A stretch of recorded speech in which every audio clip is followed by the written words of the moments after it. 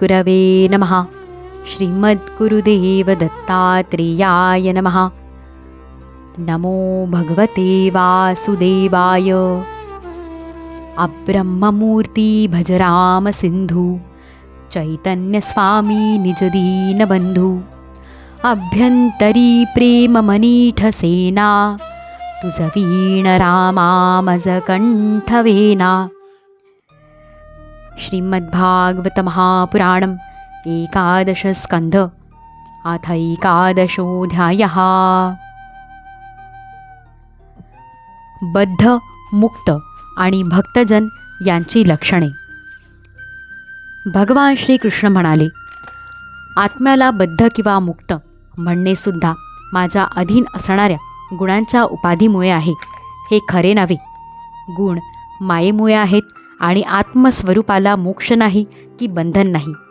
शोक, मोह, सुखदुःख आणि देहाची प्राप्ती या सर्वांना मायाच कारणीभूत आहे. स्वप्न हा जसा बुद्धीचा भास आहे तसाच आत्म्यासाठी संसार भास आहे, खरा नव्हे.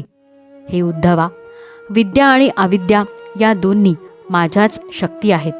त्या मनुष्यांना अनुक्रमे मोक्ष आणि बंधन प्राप्त करून देणारे आहेत. या दोन्ही अनादी असून माझ्या मायेने रचलेले आहेत. हे महाबुद्धिमान उद्धवा, माझाच अंश असलेल्या एकट्या जीवालाच अविद्येमुळे अनादी बंधन आहे आणि विद्येमुळे मोक्ष आहे. प्रिय उद्धवा, आता बद्ध आणि मुक्त या दोहोंमध्ये जो भेद आहे तो तुला मी सांगतो. मुक्त ईश्वर आनंद स्वरूप असून नियंता आहे, तर बद्ध जीव शोकग्रस्त असून नियम्य आहे. असे हे दोघे विरुद्ध धर्मांचे एकाच शरीरात राहतात. या शरीररूपी झाडावर घरटे बनवून अनिर्वचनीय मायेमुळे एकमेकांबरोबर राहणारे हे दोन पक्षी आहेत. दोघे एकमेकांचे मित्र असून समान धर्मी आहेत. या दोघांपैकी एक जीव हा या शरीराद्वारा केल्या जाणाऱ्या कर्मांच्या फळांचा उपभोग घेतो, पण दुसरा पक्षी जो परमात्मा त्यांचा उपभोग घेत नसून सुद्धा ज्ञानादी शक्तींनी अधिक शक्तिशाली आहे. जो फळाचा उपभोग घेत नाही तो स्वतःला व दुसऱ्या जीवालाही जाणतो, परंतु जो भोग भोगतो तो स्वतःलाही जाणत नाही आणि दुसऱ्यालाही जाणत नाही. अशा प्रकारे जो अविद्येने युक्त आहे तो नेहमीच बद्ध असतो आणि जो विद्येने युक्त आहे तो नित्यमुक्त आहे. स्वप्नातून जागा झालेला स्वप्नातील घटनांशी संबंध ठेवत नाही, त्याप्रमाणे आत्मज्ञानी देहात राहून सुद्धा देहाच्या गुणधर्मांशी संबंध ठेवत नाही. परंतु अज्ञानी मनुष्याला आपला म्हणजेच आत्म्याचा शरीराशी काही संबंध नाही हे जाणकारांकडून कळले तरीसुद्धा तो स्वप्नातील जग खोटे आहे हे कळल्यानंतरही त्यातील घटनांनी जसा सुखी दुःखी होतो तसाच देह म्हणजेच आपण असे मानून सुखी दुःखी होत असतो. इंद्रिये ही तिन्ही गुणांचे विकार आहेत आणि विषयसुद्धा तिन्ही गुणांचेच विकार आहेत. अर्थात इंद्रियांनी विषय घेणे हा गुणांचाच आपापसातील व्यवहार चालू आहे हे जाणून आत्मज्ञानी माणसाने निर्विकार राहून आपण काहीच करीत नाही असे मानावे. प्रारब्धाच्या अधीन असणाऱ्या शरीरात इंद्रियांकडून घडणारी कर्मे मी करतो असे समजणारा अज्ञानी माणूस संसार बंधनात अडकतो.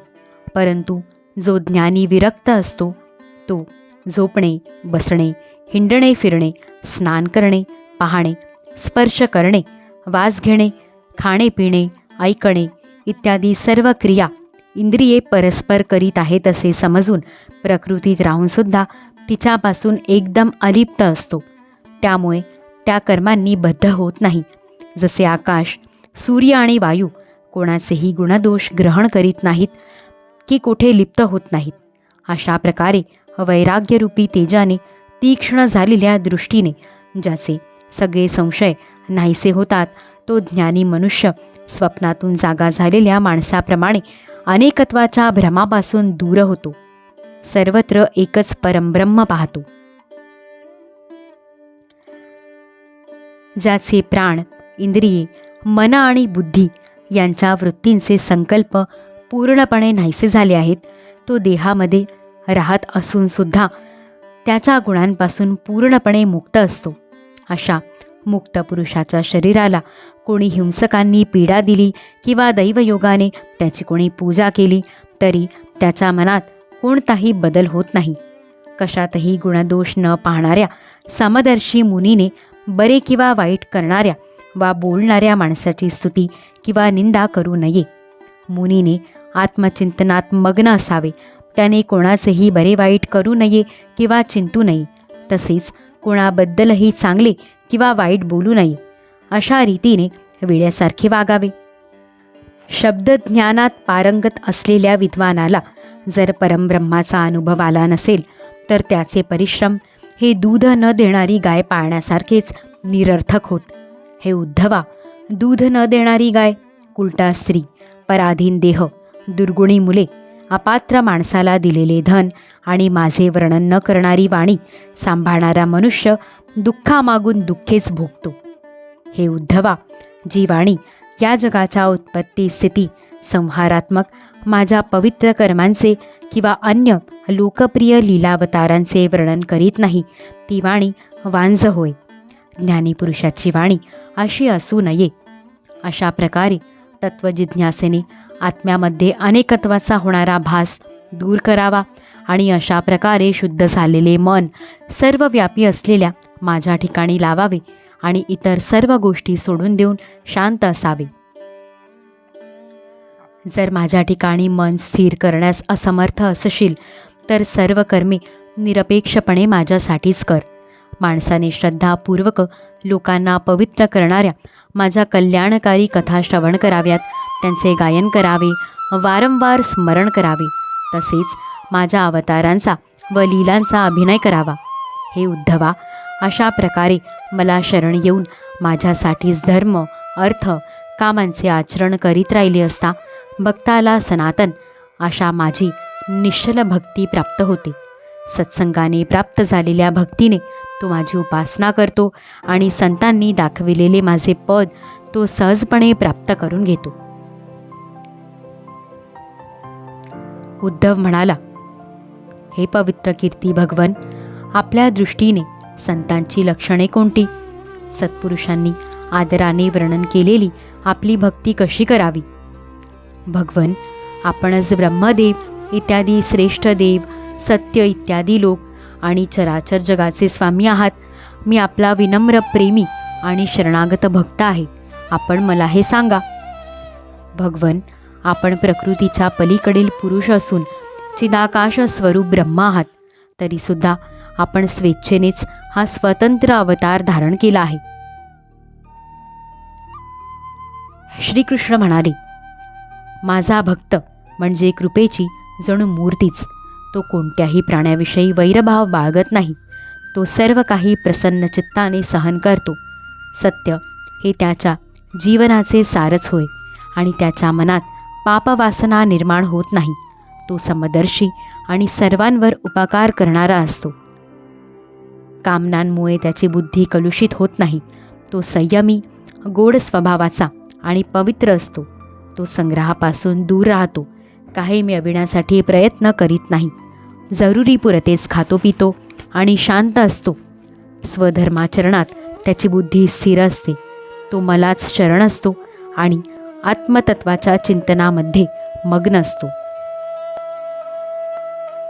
तो सावध, निर्विकार आणि धैर्यवान असतो. तहान, भूक, शोकमोह आणि जरामृत्यू हे 6 विकार त्याने जिंकलेले असतात. तो स्वतः मानाची इच्छा ठेवीत नाही, परंतु इतरांचा सन्मान करतो. माझ्या भक्तीची महती पटवून देण्यात निष्णात असतो. तो सर्वांचा मित्र असतो. त्याच्या हृदयात करुणा असते. माझ्या तत्वाचे त्याला यथार्थ ज्ञान झालेले असते. मी शास्त्रांत सांगितलेल्या धर्मांच्या आचरणातील गुण व उल्लंघनातील दोष जाणूनही भक्तीमध्ये जर ते बाधक असतील तर त्या सर्व धर्माधर्मांचा त्याग करून जो नेहमी माझ्या भक्तीतच मग्न असतो तो भक्त श्रेष्ठ होय. मी कोण आहे, किती मोठा आहे, कसा आहे हे जाणून किंवा न जाणता जे अनन्य भावाने माझे भजन करतात ते माझे परमभक्त आहेत. माझ्या मूर्ती आणि माझे भक्त यांचे दर्शन, स्पर्श, पूजा, सेवा, स्तुती, वंदन इत्यादी करावे. तसेच माझे गुण आणि कर्मे यांचे सतत कीर्तन करावे. उद्धवा, माझ्या कथा श्रद्धेने ऐकाव्यात आणि नेहमी माझे ध्यान करावे. जे काही मिळेल ते मला अर्पण करावे आणि स्वतःला माझा दास समजून सर्व भावे मला अर्पण व्हावे. माझा दिव्य जन्म आणि कर्मे इतरांना सांगावीत. जन्माष्टमी, रामनवमी इत्यादी माझ्या उत्सवांच्या वेळी लोकसमुदायात संगीत, नृत्य, वाद्य इत्यादी कार्यक्रम करून माझ्या मंदिरात आनंदोत्सव करावेत आणि करवावेत. सर्व वार्षिक उत्सवांच्या वेळी माझ्या क्षेत्रांच्या वाऱ्या कराव्यात, मिरवणुका काढाव्यात. तसेच विविध सामग्रीने माझी पूजा करावी. वैदिक किंवा तांत्रिक पद्धतीने दीक्षा ग्रहण करावी. माझ्या एकादशी इत्यादी व्रतांचे पालन करावे. मंदिरांमध्ये माझ्या मूर्तींची श्रद्धेने स्थापना करावी. हे काम एकट्याने होत नसेल तर इतरांना बरोबर घेऊन ते काम पूर्ण करावे. माझ्यासाठी फुलांची उद्याने, बगीचे, क्रीडास्थाने, नगरे, मंदिरे बनवावीत. सेवकाप्रमाणे निष्कपट भावनेने माझ्या मंदिरांमध्ये सेवा करावी. झाडून पुसून घ्यावे, लिंपावे, सारवावे आणि सडा घालून रंगीबेरंगी रांगोळ्या काढाव्यात. अभिमान धरू नये, ढोंग करू नये. त्याचबरोबर आपण केलेल्या कामांचा डांगोरा पिटू नये. आपण अर्पण केलेल्या दिव्याच्या प्रकाशाचाही स्वतःसाठी उपयोग करू नये. तसेच दुसऱ्या देवतेला अर्पण केलेली वस्तूही मला अर्पण करू नये. जगामध्ये जी जी वस्तू आपल्याला सर्वाधिक प्रिय, सर्वात चांगली वाटत असेल ती मला अर्पण करावी. असे केल्याने ती वस्तू अनंतपटींनी फळ देणारी ठरते. हे उद्धवा, सूर्य, अग्नी, ब्राह्मण, गायी, वैष्णव, आकाश, वायू, जल, पृथ्वी, आत्मा आणि सर्व प्राणी ही सर्व माझ्या पूजेची ठिकाणे होत. प्रिय उद्धवा, वेदमंत्रांनी सूर्याच्या ठिकाणी माझी पूजा करावी. हवनाने अग्नीमध्ये, आतिथ्याने श्रेष्ठ ब्राह्मणांमध्ये आणि चारा वगैरे घालून गायींच्या ठिकाणी माझी पूजा करावी. विष्णू भक्ताला आपला भाऊ समजून त्याचा आदर करावा. ध्यान लावून हृदयाकाशात माझी पूजा करावी. मुख्य प्राण समजून वायूमध्ये आणि फुले इत्यादी वाहून पाण्यामध्ये माझी आराधना करावी. रहस्यमय मंत्रांनी वेदीवर पूजा करावी. आपण घेत असलेले भोग आपल्यामधील सर्वात्मा प्रभूच घेतात अशी एक भावना करून विषय सेवन करावे. सर्व प्राण्यांमध्ये मीच एक क्षेत्रज्ञ आत्मा समान भावाने व्यापून आहे अशी भावना करणे ही माझीच पूजा होय. या सर्व ठिकाणी शंख, चक्र, गदा, पद्म धारण केलेले माझेच शांत चतुर्भुज रूप दृष्टी समोर आणून एकाग्र होऊन माझी पूजा करावी. अशा प्रकारे जो मनुष्य एकाग्र चित्ताने यज्ञ, याग इत्यादी इष्ट आणि समाजाच्या उपयोगी धर्मशाळा, विहिरी इत्यादी आपूर्त कर्मे ही माझीच पूजा मानून करतो त्याला माझी श्रेष्ठ भक्ती प्राप्त होते. त्याचप्रमाणे संतांची सेवा केल्याने माझ्या स्वरूपाचे ज्ञानसुद्धा होते. प्रिय उद्धवा, सत्संग आणि भक्तियोग या दोन साधनांव्यतिरिक्त संसार सागरातून पार होण्यासाठी बहुधा दुसरा कोणताच उपाय नाही. कारण संतांचे श्रेष्ठ आश्रयस्थान मीच आहे. हे उद्धवा, तू माझा प्रिय सेवक, हितेच्छू आणि सखा आहेस. त्याचबरोबर ऐकण्यासाठी इच्छुक पण आहेस. म्हणून आता मी तुला एक अत्यंत गोपनीय परमरहस्य सांगणार आहे. अध्याय 11 समाप्त. इति श्रीमद्भागवते महापुराणे पारमहंस्या संहितायाम् एकादशस्कन्धे एकादशोऽध्यायः. ऋषिकेशमेवागमनकायजातं हरे ज्ञानतो विश्वसाक्षिन्